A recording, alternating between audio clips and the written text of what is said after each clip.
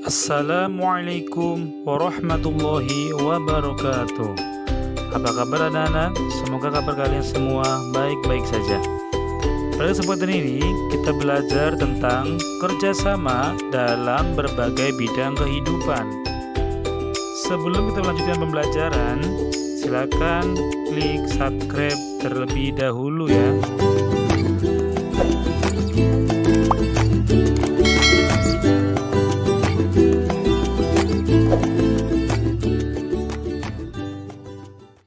Pembahasan pertama tentang pengertian kerjasama. Yang kedua, kerjasama di bidang kehidupan sosial politik.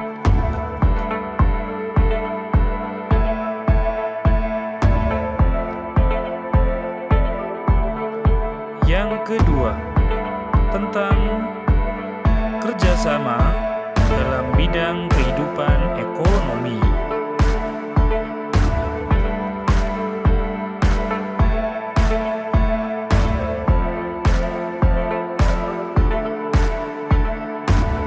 Selanjutnya, kerjasama dalam bidang kehidupan pertahanan dan keamanan negara.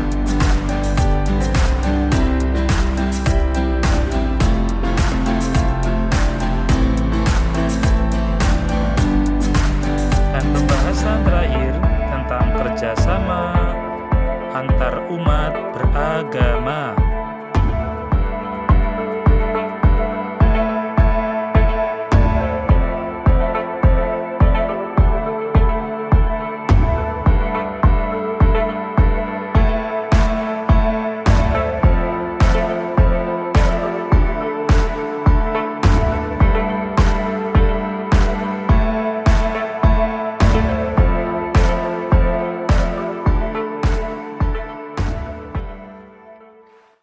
Manusia adalah ciptaan Tuhan yang paling sempurna. Manusia diberi akal dan pikiran yang berbeda dengan makhluk ciptaan Tuhan lainnya. Manusia tidak dapat hidup seorang diri tanpa bantuan dari manusia lainnya. Pengertian kerjasama. Kerjasama adalah sebuah pekerjaan yang dilakukan oleh dua orang atau lebih agar bisa mencapai tujuan yang sebelumnya sudah disepakati bersama. Atau kerjasama bisa diartikan juga sebagai sebuah tindakan-tindakan di dalam pekerjaan yang dilakukan oleh dua orang ataupun lebih agar bisa mencapai tujuan serta demi keuntungan bersama. Biasanya di dalam suatu perusahaan atau juga lembaga-lembaga kerjasama tim sudah menjadi suatu kebutuhan supaya bisa mewujudkan keberhasilan di dalam mencapai tujuan. Kerjasama sebuah tim yang akan menjadi suatu dorongan sebagai energi ataupun motivasi bagi setiap individu yang juga baik. Maka suatu kelancaran di dalam berkomunikasi ataupun rasa bertanggung jawab kepada setiap individu yang ada di dalam sebuah tim kerja akan dapat terbentuk.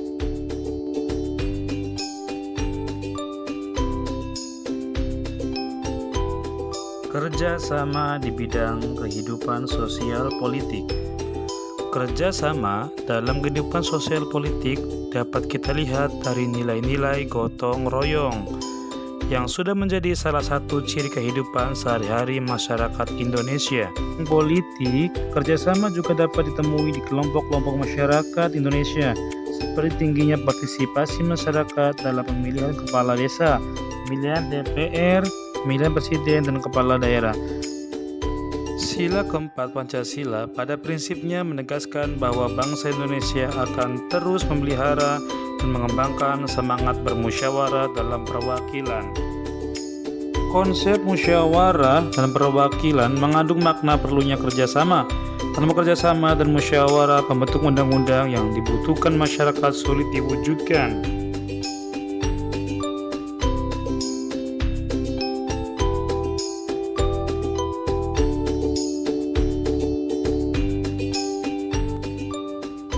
Dua, kerjasama dalam bidang kehidupan ekonomi. Dalam kehidupan ekonomi, kerjasama digambarkan pada pasal 23A Undang-Undang Dasar Negara Republik Indonesia tahun 1945 yang berbunyi, pajak dan pungutan lain yang bersifat memaksa untuk keperluan negara diatur dengan undang-undang. Pajak digunakan oleh negara untuk membiayai pembangunan nasional. Dengan demikian, pembangunan nasional untuk kesejahteraan dan kemakmuran rakyat dibiayai dari pajak. Kemudian, pada pasal 33 ayat 1 Undang-Undang Dasar Negara Republik Indonesia tahun 1945 menyatakan, perekonomian disusun sebagai usaha bersama berdasarkan asas kekeluargaan. Setiap wajib pajak secara bergotong royong membiayai pembangunan nasional melalui pajak yang dibayarkannya. Kemudian pada pasal 33 ayat 1 Undang-Undang Dasar Negara Republik Indonesia tahun 1945 menyatakan, perekonomian disusun sebagai usaha bersama berdasarkan asas kekeluargaan. Hal ini berarti dalam kegiatan usaha ekonomi digunakan prinsip kerjasama, saling membantu dalam suasana demokrasi ekonomi untuk mencapai kesejahteraan bersama secara adil. 3. Kerjasama dalam bidang kehidupan pertahanan dan keamanan negara. Pasal 30 ayat 1 Undang-Undang Dasar Negara Republik Indonesia menyebutkan bahwa tiap-tiap warga negara berhak dan wajib ikut serta dalam usaha pertahanan dan keamanan negara. Selain itu, pada pasal 27 ayat 3 Undang-Undang Dasar Negara Republik Indonesia tahun 1945 juga menyebutkan bahwa setiap warga negara berhak dan wajib ikut serta dalam upaya pembelaan negara. Setiap warga negara harus melakukan kerjasama untuk mewujudkan keamanan dan pertahanan negara. Kerjasama warga negara untuk mewujudkan pertahanan dan keamanan negara merupakan contoh sikap dari bela negara. Bela negara adalah sikap mental yang dimiliki seseorang atau sekelompok orang untuk ikut serta dalam usaha melindungi dan mempertahankan keberadaan bangsa dan negara. Bagi bangsa Indonesia, bela negara adalah hak dan kehormatan sebagai warga negara sekaligus merupakan kewajiban hukum yang harus dijalani oleh setiap warga negara. Pembangunan sistem pertahanan negara yang terdiri dari 5 nilai dasar bela negara, yaitu 1. Cinta tanah air. 2. Kesadaran berbangsa dan bernegara.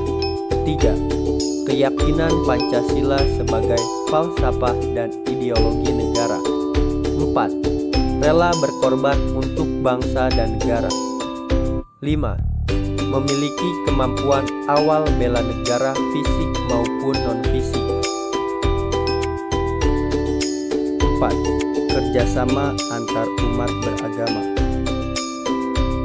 Pasal 29 ayat 2 Undang-Undang Dasar Negara Republik Indonesia tahun 1945 berbunyi, negara menjamin kemerdekaan tiap-tiap penduduk untuk memeluk agamanya masing-masing dan beribadat menurut agama dan kepercayaannya itu. Ketentuan pasal tersebut mengandung pengertian adanya jaminan negara atas hak kebebasan penduduk untuk memeluk agama dan beribadah menurut agama yang dianutnya. Kerjasama antar umat beragama ditandai dengan adanya sikap-sikap sebagai berikut. 1. Saling menghormati umat seagama dan berbeda agama.